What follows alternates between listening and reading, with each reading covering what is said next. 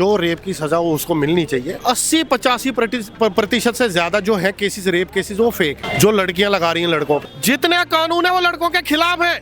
Unnao rape कांड को लेकर देश भर में बहस चल रही है, सुप्रीम कोर्ट ने अपने फैसले बदले, क्या कहना चाहोगे?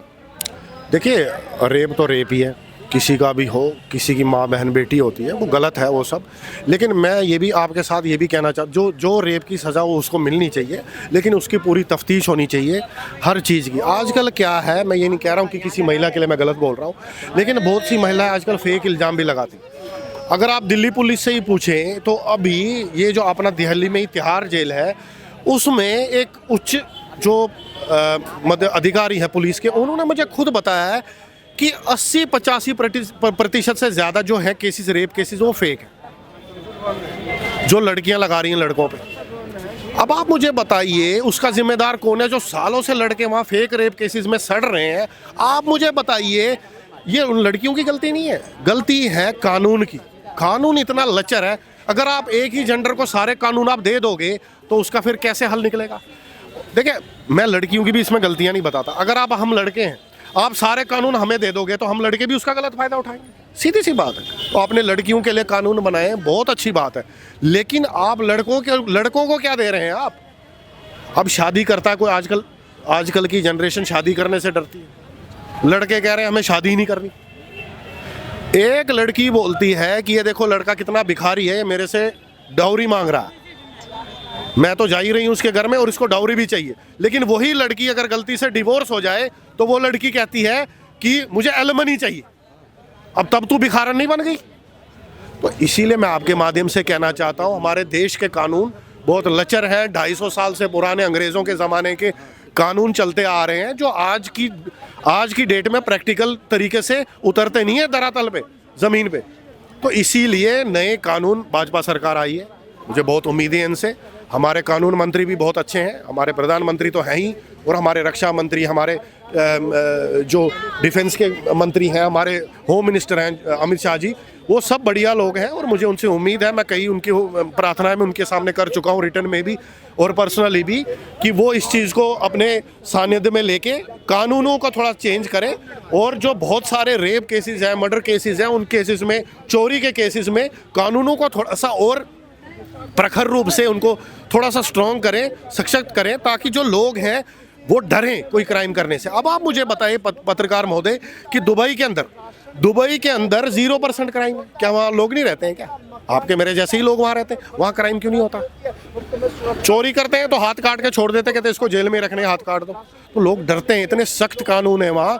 मुझे लगता है ऐसे ही कुछ कानून इधर से उधर से अगर उठा के भी रखना पड़े तो उसमें बुराई क्या है?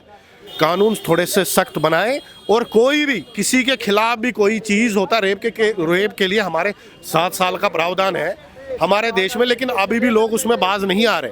मैं ये नहीं कह रहा हूँ आपके माध्यम से कि रेप नहीं होते, महिलाओं के बहुत से रेप होते हैं, लेकिन क्या सरकार को लड़कों के पक्ष में भी कानून बनाना चाहिए? देखिए, बिल्कुल बनाना चाहिए। लड़कों के लिए कोई कानून है ही नहीं मेरे भाई। पत्रकार महोदय, लड़कों के लिए कोई कानून नहीं है देश में। हमारा देश का बहुत खतरनाक कानून, आप कह रहे हैं लड़कों के लिए कानून? जितने कानून है वो लड़कों के खिलाफ है। जो कानून है वो लड़कों के खिलाफ है। अगर कोई लड़की जाके यहाँ से थाने जाके कह दे कि इस लड़के ने मुझे छेड़ा है, तो पुलिस उसको उठा लेगी? पहले तो आपको लोग मारेंगे, आदमी ही आदमी आप पे टूट पड़ेंगे, और लेडीज नहीं मारेंगे आपको, आदमी ही मारेंगे, पूछेंगे भी नहीं। वो लड़की चिल्लाना शुरू कर देगी, लोग मारेंगे आपको, फिर पुलिस आएगी, वो ले जाएगी। क्योंकि हमारा सुप्रीम कोर्ट कहता है कि अगर, बड़ी अच्छा, आपने बहुत अच्छा प्रश्न पूछा, हमारा सुप्रीम कोर्ट कहता है कि एक लड़की को साबित करने की भी जरूरत नहीं है। सहमत हूँ, मैं सहमत हूँ आपकी बातों से। और आपको पता है छोटे भाई, उसमें बेल भी नहीं है, बेल नहीं है उसमें। अगर आप पे एक महिला इल्जाम लगा देती है तो फिर उसमें बेल नहीं है।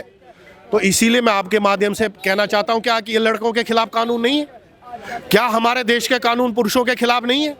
जो पुरुष आत्महत्या कर रहे हैं, इतने वीडियो डाल रहे हैं, आपने पिछले साल भी देखा होगा, इस साल भी देखा होगा, अब कितने लड़के पढ़े लिखे, कोई वो मेंटली डिस्टर्ब नहीं है, जिनको उस लड़की ने इतना, मतलब इतना परेशान उस बेचारे को कर दिया कि वो रो रहा, 1.5 घंटे का वीडियो बना के, और उसके बाद आत्महत्या कर रहा। AI इंजीनियर ने भी आत्महत्या की थी। उनके दिलों पे क्या बीत रही होगी, कितनी तकलीफ हो रही है मुझे ये सब देख के। आजकल सरकार को क्या कहना चाहेंगे आप, अगर सरकार कुछ करना चाहे तो? देखिए, सरकार ही कर सकती है, सरकार ही कानून बनाती है और वो पार्लियामेंट में पास होता है कानून, फिर वो मतलब उसको पहले पास किया जाता है, बिल की तरह पेश किया जाता है उसको, और फिर वो एक कानून बन जाता है। ठीक है, तो ये हमारे नेता ही, हमारे केंद्र में हमारे नेता हैं, वही ये सब बना सकते हैं और उनको बनाना भी चाहिए।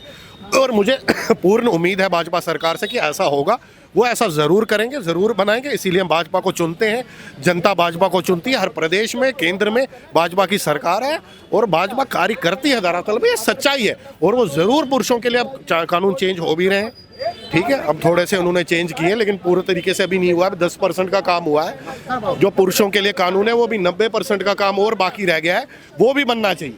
और बन भैया की बातों से पुरुषों के खिलाफ जो अपराध, पुरुषों के खिलाफ जो षड्यंत्र रचा जाता है, पत्नी किसी और के साथ अफेयर में है, शादी की बात, सहमत है आपके भैया की बातों से? मैं अभी सुना नहीं इनकी बातों। अभी उन्नाव में रेप केस हुआ था, पता है आपको? हाँ, मैंने सुना तो हूँ। क्या कहना चाहूँ? देखिए, ये सब तो गलत है और ये सब यानी समाज में ये सब तो बंद होना चाहिए। और ये सब यानी जो फर्जी रेप केस होते हैं उसके लिए क्या कहोगे?